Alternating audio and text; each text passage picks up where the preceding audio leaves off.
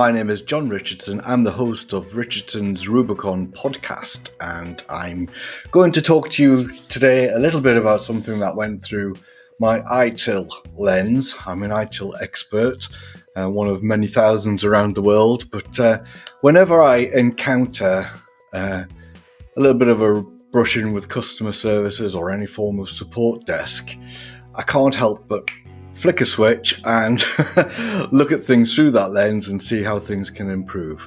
So if you've had a frustration with, any sort of service desk interaction, then maybe you can listen to what I'm saying here and see how this can improve, and maybe you can suggest this to other companies as well. So the situation is this, right? So my son is a teenager, like, oh my God, okay?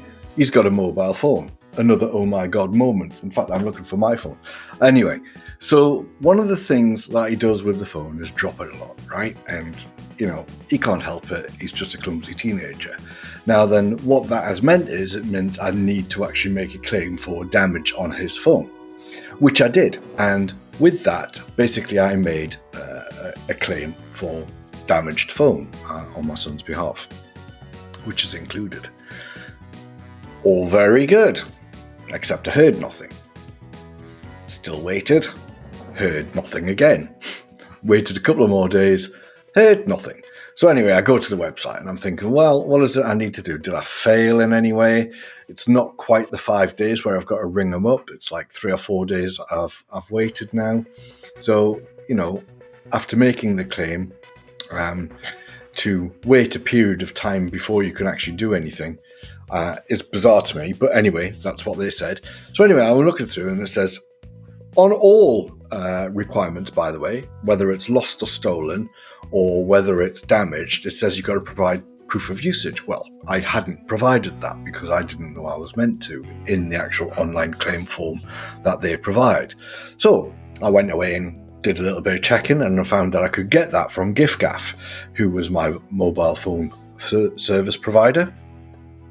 They provided the information, no problem.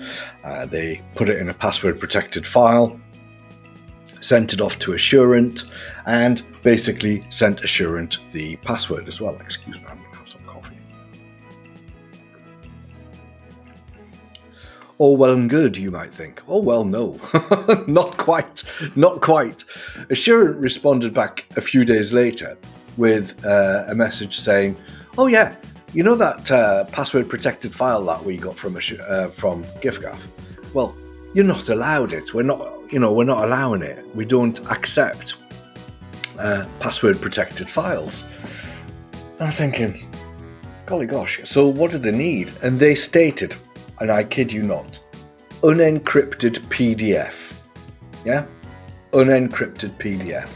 They wanted usage information which contains your name, address, probably billing information, certainly the mobile number, and the IMEI number of the phone. They wanted that sent to them in an unencrypted format. PDF. Can you believe it? Shocking. So, I put my information security head on and basically said to them, look, this is ridiculous. You've got the file itself and you've got the password. giffgaff refused to send me the file, claiming they could only send it to the insurance company. So I asked the insurance company to send the file to me. I would unencrypt it, if you like, and send the file to them. My plan at the time was to use Egress, which is a secure email system. Well, no, they weren't going to send me the file. So we've got this situation where Assurant are saying they can't open password protected files. Indeed, their security policy on their email states, warning, do not open password protected files. And yet they are not providing a method for secure transport of customer information. What gives? Well, clearly there had to be something wrong here, and in my view, it was a complete breakdown of communication.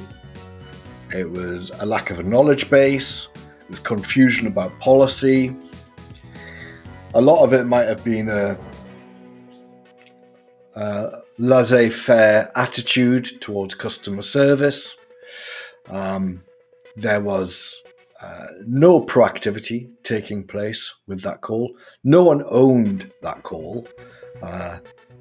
As with many service desks that are mature in terms of ITIL, the call is actually owned by the service desk until the customer agrees that the fault or the service has been corrected. In this case, it was like, nah, we're not going to do anything. You're going to have to go to giffgaff. See ya. Nah, we don't. We only accept PDFs, unencrypted PDFs. That's all we do. Go on, off with you. You know, simply not good enough, Assurant. Simply not good enough. So ITIL could help them in a number of ways. One, they could have a knowledge base. Two, they could have ownership of the calls. They could have escalation paths. They could have problem management. It would have been reasonable for my call, if they couldn't have resolved it, to go to a second or third level, whatever you want to call it, of problem management, right, to where they actually look at this and go, why can't we help this guy out? You know, what is going on here? Maybe they would know, that maybe they could feed it back through a cycle of continual service improvement, and maybe then we could have had some form of resolution. But no, I had to wait, and they told me to call them, and I said I was not going to call them. I wanted someone to call me. They called me and then hung up, forcing me then to call them. So it was a bit of a cat and mouse game, absolutely ridiculous. When I did speak to the person, essentially they said that of course they accept password protected files, because that's how they get a lot of information from other mobile phone companies. And what they do is they get a file and then they get another password email by, separate email, which is kind of like really common. So I'm thinking, well, you're saying that. How come 2 or 3 of your service desk operatives are not saying that? How come they're turning round and saying they don't accept password protected files? Oh, I don't know. I said, how are they coming to the conclusion that it is secure to send unencrypted PDFs over the internet with UK GDPR information in? Oh, I don't know. But that's not something that we do. Black and white. There it is in the email from your reps. They need to know. So anyway, top and bottom of was, I got told I would get automatically sent a claim email where I can fill out a return form and wait for that to come from them.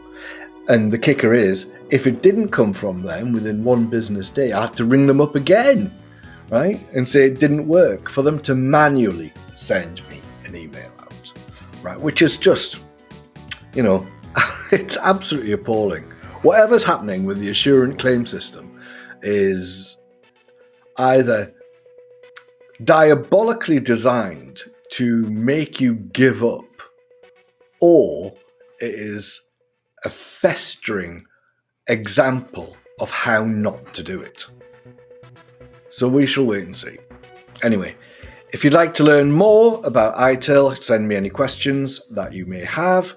If you want to talk about pick your passion and talk about something that really sort of excites you, then by all means contact me at john@richardsonsrubicon.com. You can also book yourself into the website for an interview or a chat, which will be the preferred method actually, and we can get chatting about something that you want to chat about. I'm open to all subjects, from sci-fi to the paranormal to ITIL to information security to EverQuest to beekeeping to all sorts of stuff around that, and much more besides. So if there's something that you want to talk about, let me know.